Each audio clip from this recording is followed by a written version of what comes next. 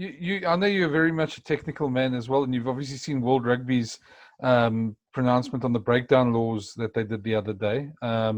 That they're not going to change the laws necessarily, but that there's just going to be a stricter interpretation of the laws, which I think we all would be very happy about if it becomes that way. Just your thoughts on that, from what you read there. Yeah, from our side, I mean, we last year was part of that not law trial, but they've got the meeting is in France normally. Last year it was in France, and the big thing there was the tackle and getting the tackle entry height lower. So, but this year I didn't go. But yeah, like I said, it's quite interesting, and it's a well thought out process where they have different stakeholders and role players. They've got ex-players there, they've got coaches there, they've got S&C coaches there, they've got media there, they've got medical staff there, and everybody debates these laws, and then try and come up with solutions. The main thing is actually to make it a little bit safer. So I think in the last couple of seasons, I mean, if you think back 2018, South Africa versus New Zealand in Pretoria, where Sam Cane broke his neck due to side entries from breakdowns, where he were in a compromised position, and he actually broke his neck through sunny ball cleaning from the one side, and he got wedged in. So I think it's from a player safety point of view, so I'm happy.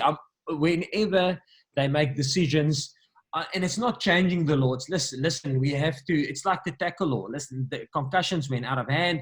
We have to talk about it. We have to get it for player safety. We have to get the tackle entry level lower.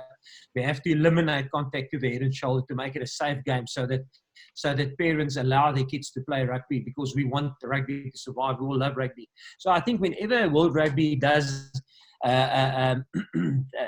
embark on things like that to make it safer. And again, it's not changing the law. It's just, listen, we're going to apply it a little bit stricter because we actually want to make it a safer game. I'm all keen for that. Being a physio as well and being an S&C coach as well, when I put those hats on, I'm quite happy and excited in the way they want to handle that. Just on that, though, I mean, I suppose the one good thing, if we see, because there's, and I was chatting before, by the way, he sends regards, Richie Gray, who was on that committee, sends regards to you. And I was chatting to him, and the one thing he also highlighted as well is that these trends that you seem to see what happens, like players taking players in front of the ruck, the defenders away out of the equation, players coming in from the side, especially when the jackals, they're trying to get the tackle, they're trying to get the ball, and the guys come in from the side to clean out.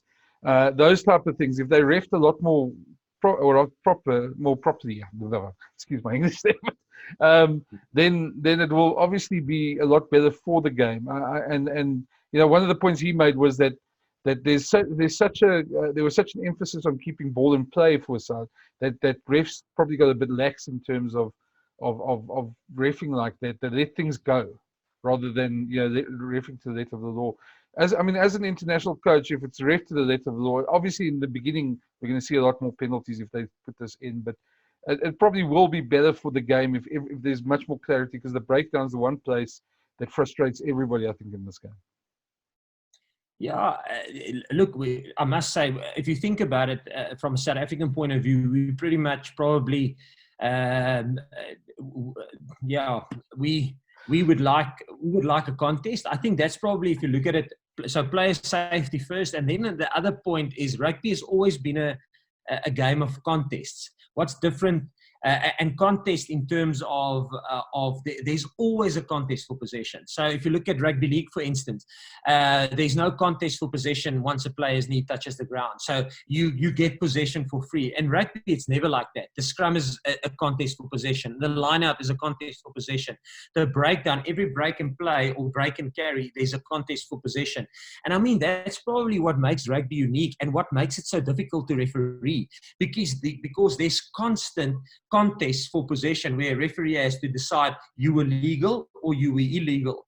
And if your contest for possession is superior than the other guy trying to keep possession, you actually either get the reward of the turnover, or you get the reward of, listen, that guy unfairly kept his possession, so you get rewarded penalty or a free kick or whatever.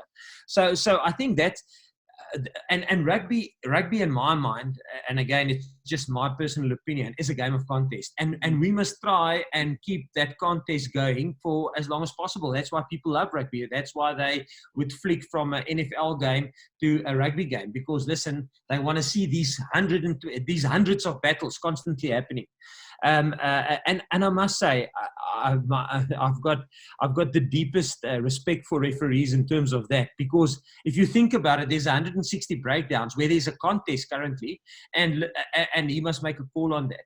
So I'm all for them applying the laws stricter, because I think it will give us a better product at the end. And obviously we will have to adapt to that, and it will take a time for us to adapt as coaches and to see, listen, how are they? It's not changing the law, but how's their interpretation of it now, and where the accentuation of the law is going to be, if there's a word like that.